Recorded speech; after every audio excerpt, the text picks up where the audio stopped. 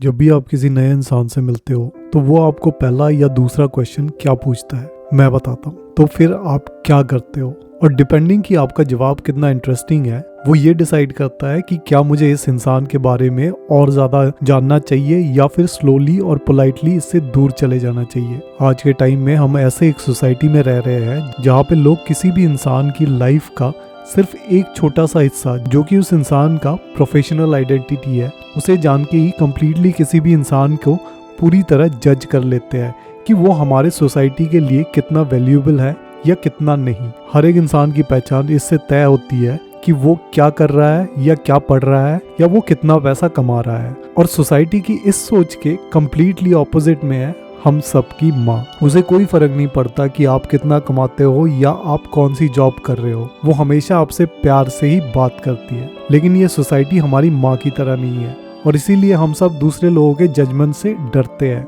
हम कुछ चीज़ों को छुपाना चाहते हैं ताकि लोग हमें गलत जज ना कर ले। लोगों को दिखाना चाहते हैं कि हमारे पास क्या क्या है ताकि वो हमें एक्सेप्ट कर ले। ऑल्दो हम सब आज के टाइम पे एक मटेरियलिस्टिक दुनिया में जी रहे हैं जहाँ हर कोई कुछ ना कुछ मटेरियल चीज को कलेक्ट करने में लगा हुआ है, चाहे वो गाड़ी हो, बंगला हो या फिर नए एडिडास के जूते। लेकिन अगर हम गहराई से इस चीज को देखें तो किसी भी इंसान के इमोशनल रिवॉर्ड मटेरियलिस्टिक एक्विजिशन के साथ जुड़ा हुआ है। अब इसका मतलब क्या है? इसका मतलब ये है कि जब भी हम कोई भी मटेरियलिस्टिक चीज के पीछे भागते हैं, चाहे वो अच्छी जॉब हो या बड़ा घर, बड़ी गाड़ी या आईफोन 12, एक्चुअली में हम उस चीज को पाने के बाद जो हमें लोगों से अप्रूवल या फिर रिकॉग्निशन या फिर रेस्पेक्ट मिल सकता है, हम उसके पीछे भागते हैं। हमें लगता है कि हम जब इन सब चीजों के काबिल हो जाएंगे या फिर ऐसी चीजों को हासिल कर लेंगे तो हर कोई हमें रिस्पेक्ट की नजर से देखेगा या फिर हमें लोगों से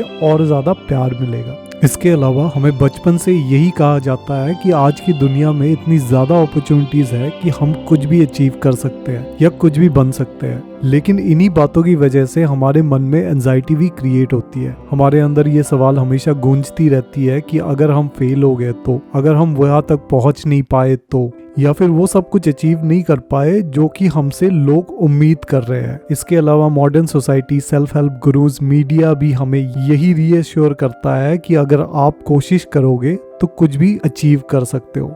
सेल्फ हेल्प बुक्स और सो कॉल्ड गुरुज एक तरफ हमें ये कहता है कि कैसे आप मिलियनर बन सकते हो या कैसे आप सक्सेसफुल बन सकते हो, और दूसरी तरफ हमें ये भी ज्ञान देते हैं कि कैसे हम अपने सेल्फ एस्टीम को बूस्ट करें या कैसे हम अपने डे टू डे लाइफ में एंजाइटी या स्ट्रेस से लड़े। अगर गहराई से देखा जाए तो ये दोनों ही चीजें इंटरकनेक्टेड है।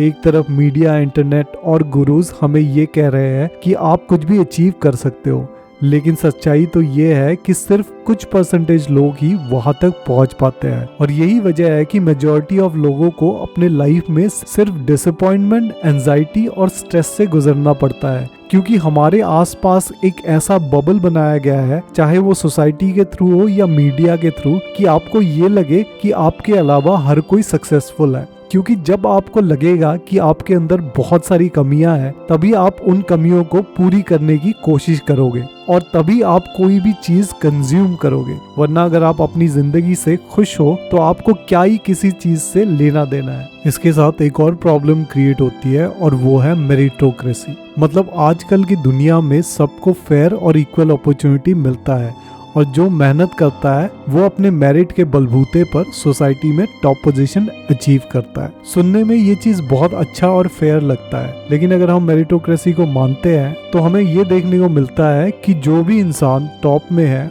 वो उस पोजीशन या स्टेटस को डिजर्व करता है। और इसके ऑपोजिट अगर हम देखें, मतलब जो भी इंसान नीचे है वो लोग भी डिजर्व करते हैं नीचे रहने के लिए। लेकिन यहाँ पे प्रॉब्लम ये है कि इसकी वजह से हम लोगों को विनर्स और लूजर की नजर से देखने लगते हैं। ना कि सिर्फ ऐसा करते हैं बल्कि लोगों की मजबूरी और स्पेशली गरीबी को नजरअंदाज कर देते हैं। हमें काफी हद तक ये लगता है कि अगर कोई इंसान गरीब है तो ये उसका फॉल्ट है या वो डिजर्व करता है। लेकिन हम अगर कुछ ही साल पीछे के सोसाइटी को देखें तो अगर कोई गरीब है या कोई लाइफ में आगे नहीं बढ़ पाता तो उस समय लोग ये कहते थे कि वो अनफॉर्चुनेट है। लेकिन आजकल के मेरिटोक्रेटिक मॉडर्न सोसाइटी में हम उन्हें लूजर कहते हैं। आजकल हम लक में विश्वास नहीं करते। अगर आप कोई एग्जाम क्लियर नहीं कर पाए तो आप किसी को ये नहीं बोल सकते हैं कि आप अनलकी हो। ऐसे सिचुएशन में लोग आपको इमीडिएटली जज करेगा कि आपने मेहनत नहीं की इसलिए आप एग्जाम क्लियर नहीं कर पाए। लेकिन ऐसे कितने ही लोग हैं दुनिया में जो कि मेहनत करता है लेकिन किसी ना किसी कारण वो अपने मंजिल तक पहुंच नहीं पाते हैं और एंड में उनको सोसाइटी से लूजर का टैग मिल जाता है। यही कारण है कि सुसाइड, एंजाइटी और स्ट्रेस मॉडर्न सोसाइटी में बढ़ते ही जा रहा है। तो क्वेश्चन यहाँ पे ये है कि हम इस चीज से इंडिफरेंस होके कैसे रह सकते हैं। पहली बात तो हमें हमेशा ये समझना पड़ेगा कि 100% मेरिटोक्रेटिक सोसाइटी कभी बन ही नहीं सकता।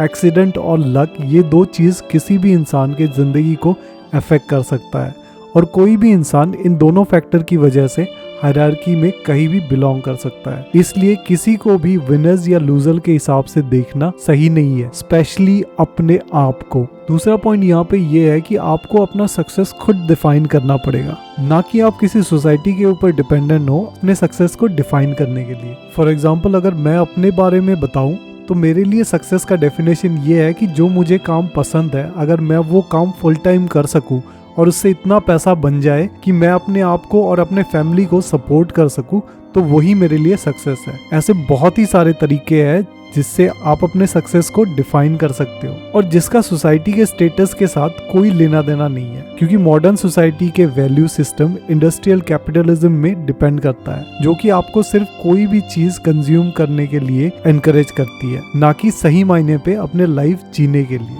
और आखिर में कभी भी आप अपने आप को अपने अचीवमेंट के बेस पे डिफाइन मत करो। मतलब कि एज ए ह्यूमन बीइंग आप सिर्फ एक सक्सेसफुल बिजनेसमैन या फिर एग्जीक्यूटिव ऑफिसर या एक अच्छा स्टूडेंट नहीं हो, आप इन सब से बढ़कर बहुत कुछ हो और बहुत कुछ बन सकते हो। इसलिए ना तो अपने आप को किसी दायरे के अंदर रखो और ना ही किसी और को उस नजरिए से देखो। तो इसी के साथ आज का ये वीडियो फिनिश करते हैं। अगर आपको ये वीडियो पसंद आया तो प्लीज लाइक कीजिए, सब्सक्राइब कीजिए और बेल आइकन को दबाइए। धन्यवाद।